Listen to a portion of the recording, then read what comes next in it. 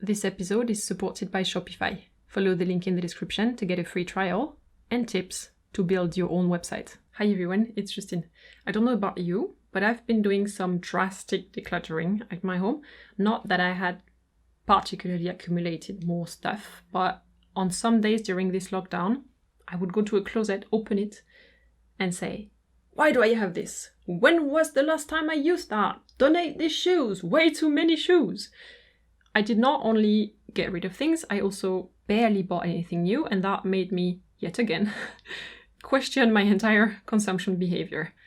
Right now, I find it hard to make fashion videos, like how to find the perfect flats, how to shop smarter, clothes online. These are good topics, they were planned for this month, but it's difficult to do that while I'm still processing this whole thing and recalibrating my brain for the after Corona. And I'm thinking that some of you out there might be feeling the exact same way. The last couple of months have been a shock to the system, haven't they?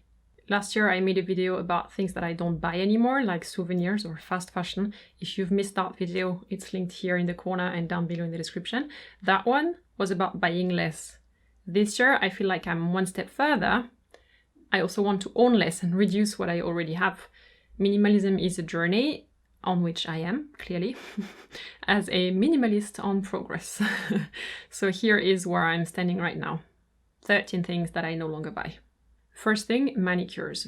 If you know my videos, you know that for at least 3 years I had gel nails. It always looks good, it's very low maintenance. You go there once a month to have them refilled, and that's it, you're done.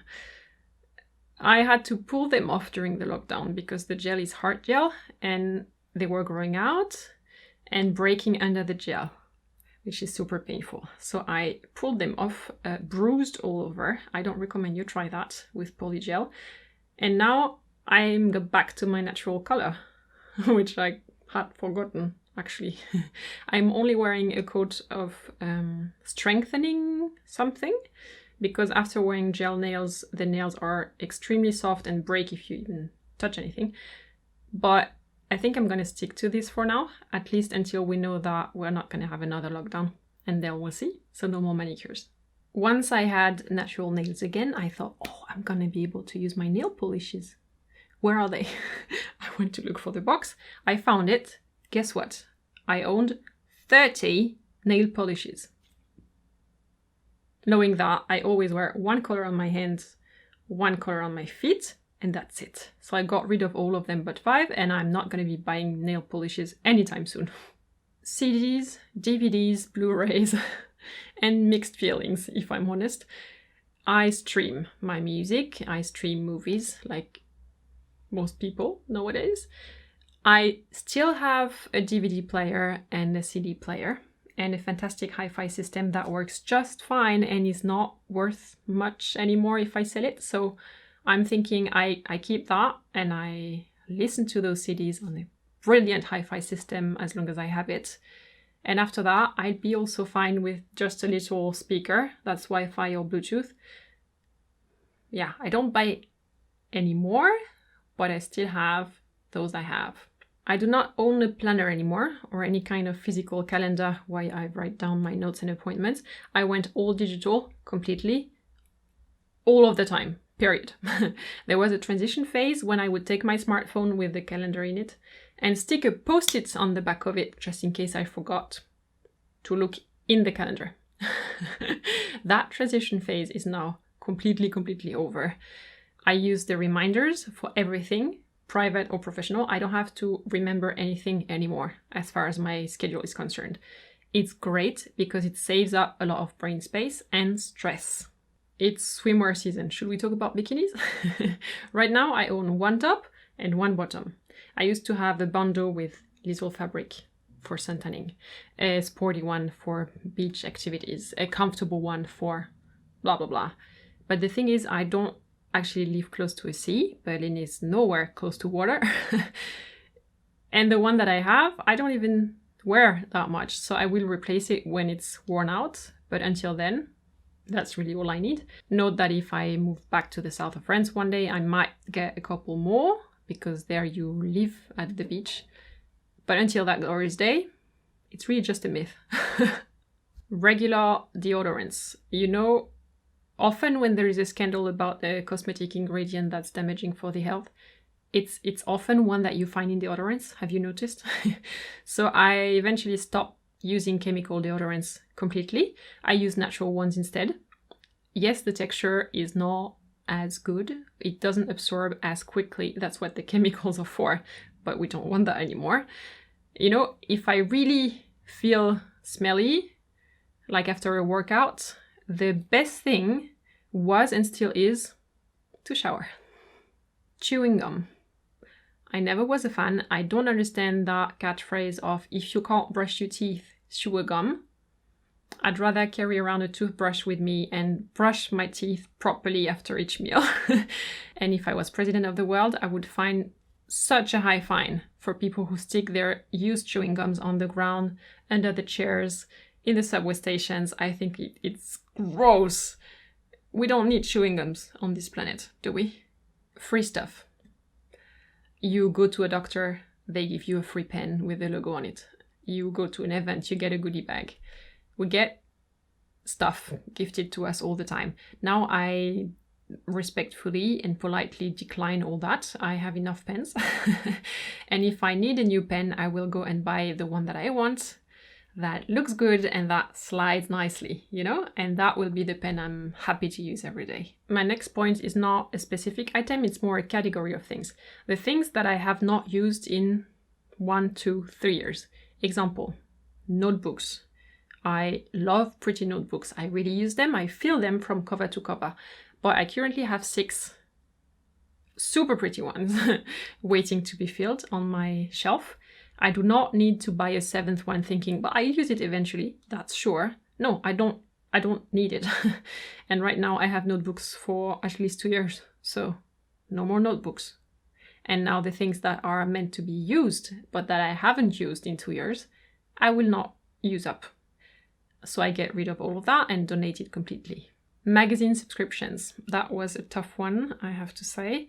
I don't receive Vogue anymore or any other physical magazine sent to my house. I registered instead for Women's Wear Daily online version, so less paper and more content because it's a daily. I still like to read magazines though. For me, it's really an enjoyable moment when I'm in a train or in a plane or on my way somewhere. I turn my phone off and it's me time. So I don't want to lose that, but I decided that if I buy one magazine, I have to get rid of one when I get home. So I need to make sure that I've read up the other one before buying a new one, and that creates a sort of safety net. Topic: shoes. Have you seen my previous video in which I show all the shoes in my closet? If you've seen that one, know that most of the shoes seen in this video are now gone. Donated, they're gone. I still want to buy shoes from time to time, but it's the same rule as for magazines now. If I buy one pair, I need to get rid of another pair. And I like to use up my shoes before replacing them. So the potential for impulse shopping or shopping at all is dramatically reduced. I try not to buy plastic items anymore, unless it's completely recyclable. The problem is in Germany, you often can't find foods without plastic because there are no counters anymore where you can ask for slices of meat, of cheese or whatever. You take the things out of the fridge where it's pre-cut and it's in sealed plastic packaging. I still need a solution for that, but consciously, whenever I can, I avoid it. It doesn't mean that my home is plastic free yet, far from it actually. I have enough plastic at home for 2 generations, but at least I can not add to this. I stopped using fabric softener, which is a big deal because I pay a lot of attention to fabrics and to fiber care, as fashion is my job. But I also changed my shopping behavior so that down the line, I will eventually only own fibers and fabrics that are very easy to care for and that do not require any softener or any other extra product. All those things I stopped buying. I feel a clear trend towards owning less and being a lot more cautious about what you buy and what you don't have to buy. The lockdown made it even clearer for me what I need versus what I don't need. I still buy clothes. will still need something to wear, right? But I'm very picky about it. It gets worse and worse. If you've seen my videos on the topic of capsule wardrobes, you know that I curate my closet in a very structured manner. I heard that during the lockdown, people were splurging on online fashion shopping. That did not come from me. I didn't feel the need to splurge. I did not buy any more than before, rather less. One thing that I actually spent more money on during the lockdown is skincare. And I really used that as a self-care thing where I tried new textures. I ordered new products online because shopping was like forbidden. I tried new brands, new oils, new everything. I used to work in the cosmetics industry in product innovation. Those of you who follow me for a while know that. I really enjoy skincare. I am not a skincare minimalist. I'm still looking for the perfect self-tan product. Haven't found that one yet. Other than this, I'm pretty well equipped on the skincare side. What about you? Do you feel that the people around you are changing the way they shop and switching their priorities? Or is it just me? Have you changed the way that you manage your purchases versus before the lockdown back in January or last year? Let me know in the comments because I'm curious. If there is at least one item in my list which you also don't buy or don't buy anymore, thumbs up. Thank you very much. All the videos I mention in each video are always linked here in the corner, so have a look there in the little iCard. Welcome to those of you who joined and subscribed to this channel in the last weeks. The family is growing bigger and bigger. Take care, and I will see you very soon in a new video. Bye. Sun is coming up, are you ready to go? We can take a ride, we can take it slow. Your will is my law, I'ma let you be the boss, 'cause I'll go